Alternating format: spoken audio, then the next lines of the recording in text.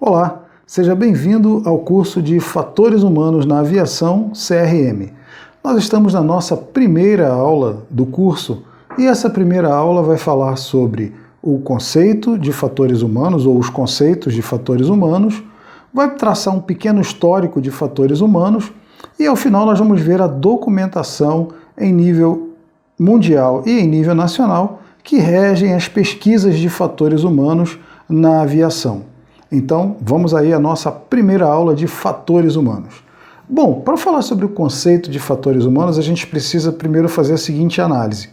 Há um conceito geral de fatores humanos e há um conceito aplicado à aviação de fatores humanos.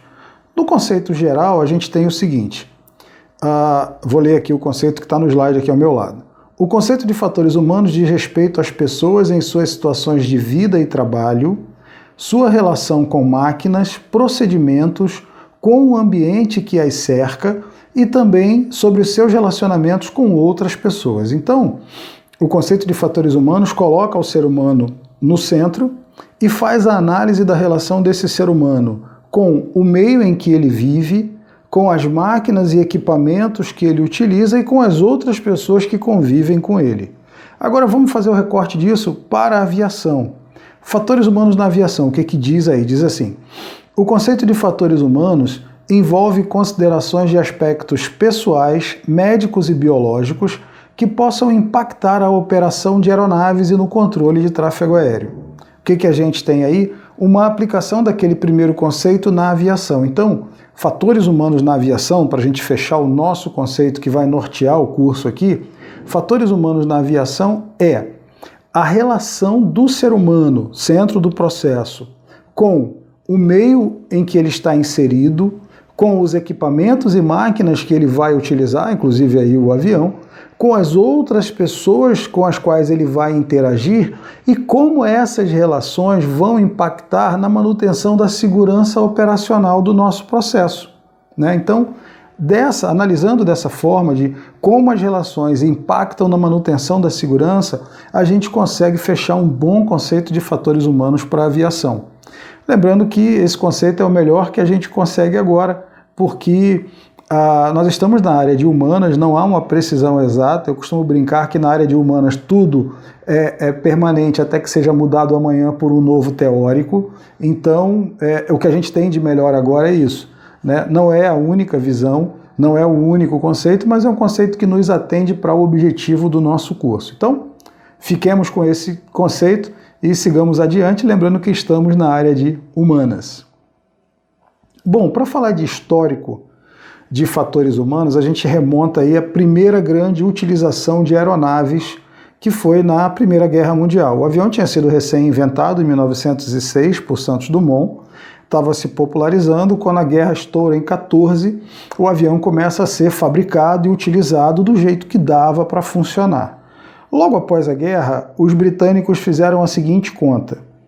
De cada 100 aviadores que morreram no conflito, 2 foram abatidos por inimigos, 8 caíram por falhas mecânicas ou estruturais das aeronaves, que eram muito frágeis e estavam num momento muito inicial do seu processo de fabricação, e 90, pasmem, 90 caíram por suas próprias deficiências.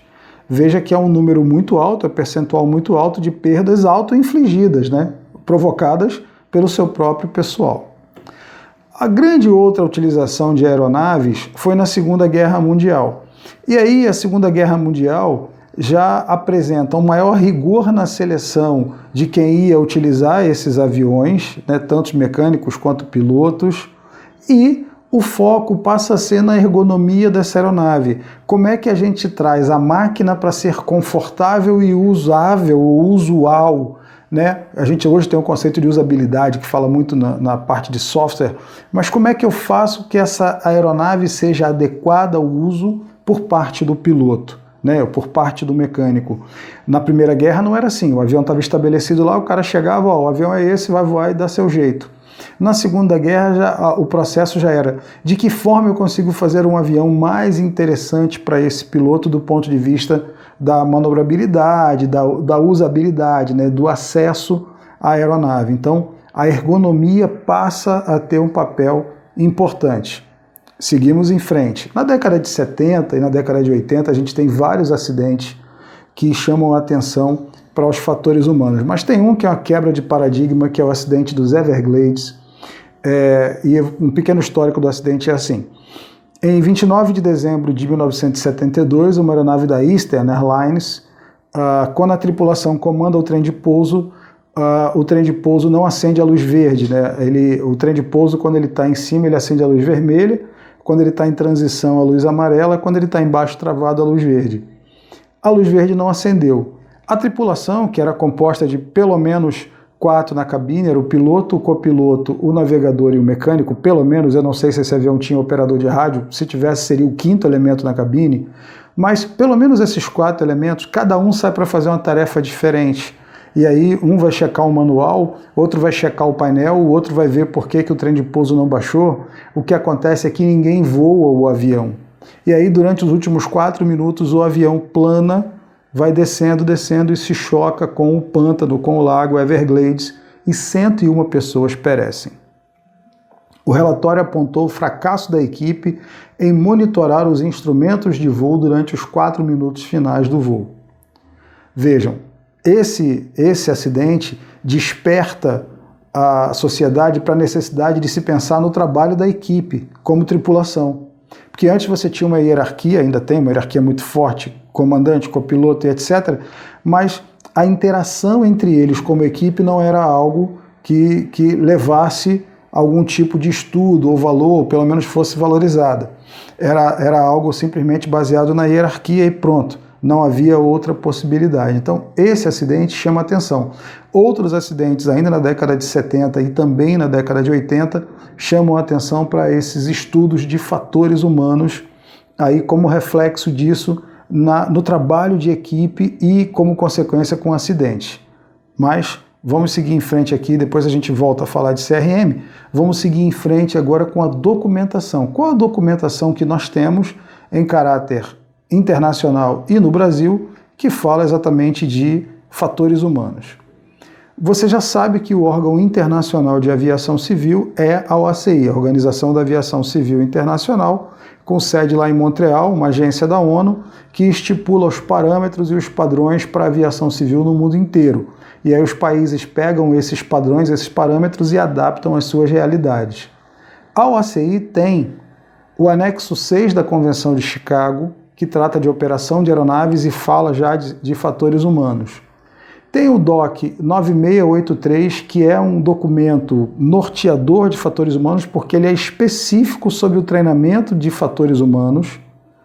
E tem o DOC 9758, que é um recorte, é o treinamento de fatores humanos no gerenciamento do tráfego aéreo. Então, pelo menos esses 3 documentos, há outros, é claro, mas esses 3 documentos de nível internacional, eles dão peso, dão corpo aos fatores humanos na aviação civil.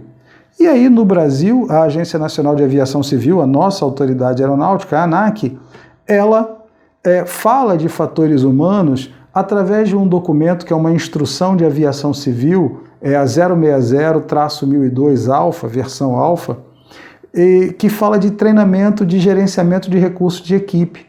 Fala, na verdade, já de CRM, de gerenciamento de recursos de equipe. Mas como o gerenciamento de recursos de equipe é uma ferramenta de análise de fatores humanos, trabalhando na prevenção de acidentes, o documento acaba falando de fatores humanos. E também todos os documentos da ANAC que falam de implantação ou do Sistema de Gerenciamento de Segurança Operacional, de SGSO, eles acabam se remetendo aos fatores humanos. Por quê? Porque gerenciamento de segurança operacional está intrinsecamente relacionado com análise de fatores humanos. O fator humano é o principal alvo da gestão da segurança operacional. Então, todo documento de gestão de segurança operacional da ANAC passa invariavelmente pelos fatores humanos. O problema com fatores humanos é que é muito complexo. A multidisciplinaridade ela predomina nos fatores humanos. E aí a gente tem uma análise que é preciso ser feita aqui de multidisciplinaridade. Veja só, eu coloquei aqui o homem no centro de um processo, aí o homem desenhado pelo Da Vinci no centro de um processo, e aí esse homem vai ser afetado e vai afetar os fatores ambientais, condições climáticas, equipamentos, procedimentos, tudo aquilo que está ao redor dele, todo o envolvimento do ambiente em que ele está. Ele vai afetar e vai ser afetado por questões fisiológicas, temperatura, ruído, vibração, doença, fadiga, tudo isso vai afetar esse ser humano. Esse ser humano vai ser afetado por fatores psicológicos, tomada de decisão, processo cognitivo, como é que ele aprende, como é que ele percebe, como é que ele interpreta, estresse. E esse ser humano vai ser atingido por fatores sociais, interação com o meio de trabalho, interação com a família, né? Esse ser humano, essas relações que esse ser humano tem dentro de todo esse contexto, elas são muito complexas e elas vão exigir métodos de análise. E esses métodos de análise são vários e precisam ser escolhidos para que você possa fazer uma análise e possa aplicar essa análise de fatores humanos como redutor, né, da possibilidade de um acidente aeronáutico, gerar prevenção, gerar segurança operacional a partir disso aí. Para que a gente tenha uma ideia, veja só quantas disciplinas, quantas estão envolvidas com a análise de fatores humanos. A psicologia, claro, a primeira delas, e as ciências cognitivas, a antropometria, ciências computacionais, engenharia de segurança, notadamente aí a parte de segurança do trabalho, a engenharia industrial com a ergonometria, a medicina, ergonomia, sociologia, fisiologia humana, tudo isso convergindo para os fatores humanos. Vejam a complexidade do processo. O que a gente vai precisar? Vai precisar de modelo de análise, vai precisar de método. E aí, dentro desse contexto, a OACI separou 2 métodos para que a gente usasse na análise dos fatores humanos na aviação. A OACI escolheu 2, o modelo Shell e o modelo de Reason. Esses métodos são os assuntos que a gente vai falar a partir de agora. O modelo Shell é o assunto da nossa próxima aula.